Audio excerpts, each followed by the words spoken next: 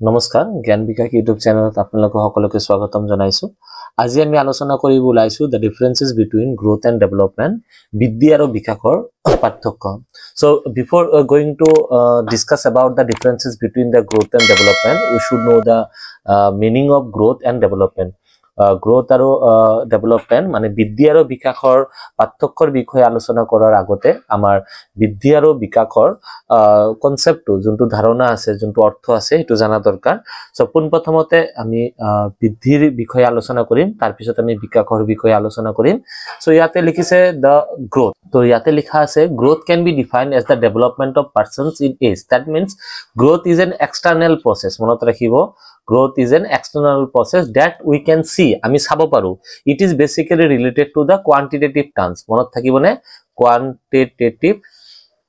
quantitative terms তাৰ মানে কি হয় যেনে কি আকে কৈছে ইয়াতে কৈছে growth can be defined as the development of persons in age এজন ব্যক্তিৰ বয়স height তাৰ পিছত কৈছে weight হয় না habits etc in a biology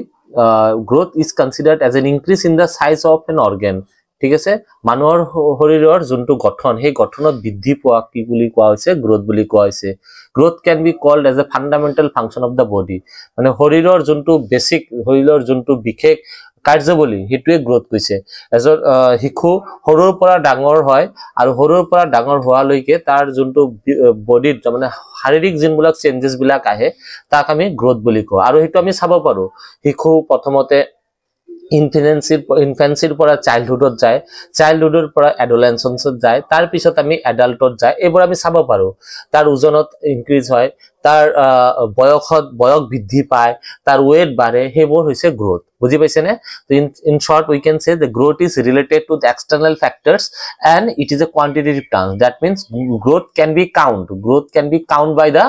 number সংখ্যাৰ দ্বাৰা আমি গ্ৰোথক কি কৰিব পাৰো বিবেচনা বা আমি জুখিব পাৰো তাক গ্ৰোথ বুলি কৈছে নেক্সটত আছে ডেভেলপমেন্ট আৰু ডেভেলপমেন্টত কৈছে on the other hand development is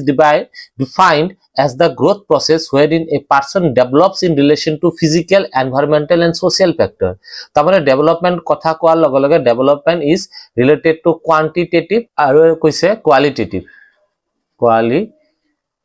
ঠিক আছে তো development can be defined as the quantitative and the qualitative so yate ki koise development to is the process or is the combination of growth and some of the qualitative factors to koise development can have several meanings in terms of children development of child depends upon the several factors like physical শাৰীৰিক changes bilak nutritional changes bilak genetic aru environmental ঠিক আছে তো আমি basically কি গম পালো যে development তো কি হৈছে ডেভেলপমেন্ট তো ইন্টারনাল ফ্যাক্টর হয় ঠিক আছে এটো এক্সটার্নাল আছিল আর ডেভেলপমেন্ট তো ইন্টারনাল হয় ডেভেলপমেন্টৰ বেস্ট এক্সাম্পল দিবলৈ গলে আমি গ্ৰোথ কোৱাৰ লগে লগে হিখু এজনৰ বিকাশ যোনটো পাইছে হিখুজন যেতিয়া তাৰ মানে ওজনটো বাঢ়িল তাৰ বয়স বাঢ়িল তাৰ হাইট বাঢ়িল that is related to growth and when the IQ of the child grows daily শিশুজনৰ কি হয় IQ বৃদ্ধি পাইছে তাক কি কোৱা হয় ডেভেলপমেন্ট বুলি কোৱা হয় so I hope all of you come to know the meaning of growth and development in short let's try to discuss about the differences so yate differences er prothom point ot dise growth can be defined as the development of person's weight ঠিক আছে weight age size habit এবিলাকৰ কথা কৈছে growth কি related weight এৰ লগত related age ৰ লগত size ৰ লগত height ৰ লগত এবিলাকৰ লগত গ্ৰোথক ৰিলেট কৰিছে আৰু কৈছে ডেভেলপমেন্টক কি কৈছে is a process when is person's growth is visible personৰ গ্ৰোথটো কি হয় দেখা পোৱা যায় in relation to physical environmental and social physical মানে শাৰীৰিকটো বিকাশ পাইছে এটা আমি চাব পাৰো তাৰ পিছত মানে ইয়াতে কৈছে environmental বুজে পৰিবেশৰ লগত তাৰ মানে তাৰ IQ লেভেলটো বৃদ্ধি পাইছে না নাই হেতু কি হয় গ্ৰোথ development or underত আহে next কৈছে growth is a process that focuses on quantitative improvement ঠিক আছে quantitative improvement মানে it is countable আৰু কৈছে development focus on both qualitative and quantitative কৈছে qualitative আৰু quantitative for instance child's IQ increases with the growing age ঠিক আছে বয়সৰ লগে লগে কি হয় শিশুৰ IQ লেভেলটো বৃদ্ধি পায় next point ot ki dise growth is limited to certain level growth ki se eta nirdishto samoy loike thake jeneke ejon personor height to eta nirdishto samoy loike bidhi pai tar pisot person jonor height to bidhi পোৱা বন্ধ হৈ যায় on the other hand persons is developing every single day আৰু কিন্তু ডেভেলপমেন্টৰ ক্ষেত্ৰত কলে মানুহৰ hack পৰ্যায়লৈকে তাৰ কি হয় আইকিউ লেভেলটো বৃদ্ধি পাই থাকে হেতু এটা ডেভেলপমেন্টৰ কি কৈছে ডেভেলপমেন্টৰ এটা এক্সাম্পল কৈছে সেইকাৰণে ডেভেলপমেন্টটো it is an unlimited process বুলি আপোনালোকে লিখিব পাৰে নেক্সট আছে growth depends upon the cellular changes a child grows into an adult child undergoes many changes throughout his or her childhood to adulthood yate koise development is basically depend on organizational growth and the environment in which the child lives or studies under them immensely koise je growth to ki hoise কিছু growth two basically depend করে cellular changes যেনেকুৱাকে child growth হয় এটা প্ৰসেসৰ মাধ্যমত ঠিক আছে কিন্তু development তো কি হৈছে এটা অৰ্গানাইজেশনাল গ্ৰোথ বুলি কৈছে মানে এটা নিৰ্দিষ্ট এটা এনভায়ৰনমেন্টৰ মাজত নিৰ্দিষ্ট সংগঠনৰ মাজেদি ফৰ্মাল অৰ্গানাইজেশনৰ মাজেদি গ্ৰোথ এন্ড ডেভেলপমেন্ট তো হয় যেনেকুৱাকে এজন শিশুৱে যত পঢ়া শুনা কৰে হেতু কৈছে অর্গানাইজেশনাল লার্নিং বুলি কৈছে অর্গানাইজেশনাল গ্রোথ বুলি কৈছে নেক্সটত কৈছে growth can be considered as a physical growth that is seen from one stage to another physical শারীরিক বিকাশটো বা শারীরিক বৃদ্ধিটো গ্রোথ বুলি কৈছে আৰু on the other hand development is considered is gradual changes মানে একদম অতি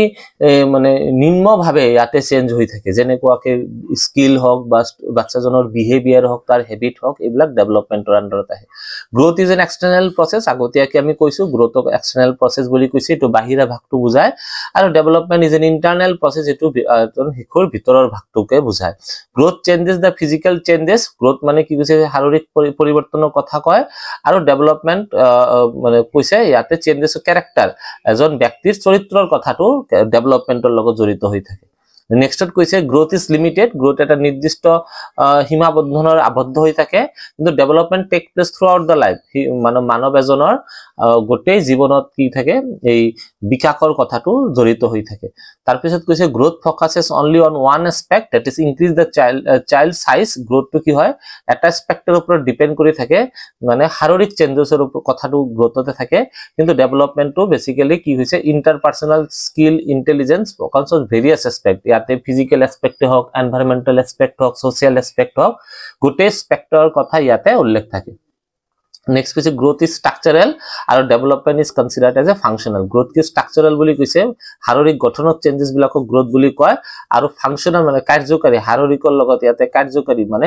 শাৰীৰিক চেঞ্জেস হৈছে তাৰ লগত ইয়াতে তাৰ আইকিউত কি চেঞ্জেস হৈছে এইবিলাকক আমি কি কৈছে ডেভেলপমেন্ট বা বিকাশ বুলি কৈছে ইয়াতে আশা কৰো ভিডিওটোৰ পৰা আপোনালোকে অলপ হলেও উপকৃত হৈছে যদি ভিডিওটো ভাল লাগে ভিডিওটো লাইক কৰিব শেয়াৰ কৰিব আৰু চেনেলটো সাবস্ক্ৰাইব কৰি দিবলৈ নাপাহৰিব আৰু যদি আপোনালোকৰ নোটছৰ দৰকাৰ হয় পিডিএফৰ দৰকাৰ হয় তেনেহলে আমাৰ যোনটো টেলিগ্ৰামৰ চেনেলটো আছে লিংকটো তলত দিয়া আছে টেলিগ্ৰাম চেনেলত জয়েন কৰি লব তাতে গোটেইবোৰ ভিডিওৰ কি থাকিব আপোনালোকৰ তাতে নোটছ বিলাক পিডিএফ আকাৰে দিয়া থাকে আজি কানিখিনিতে সামৰণি মাৰিলো থ্যাংক ইউ ধন্যবাদ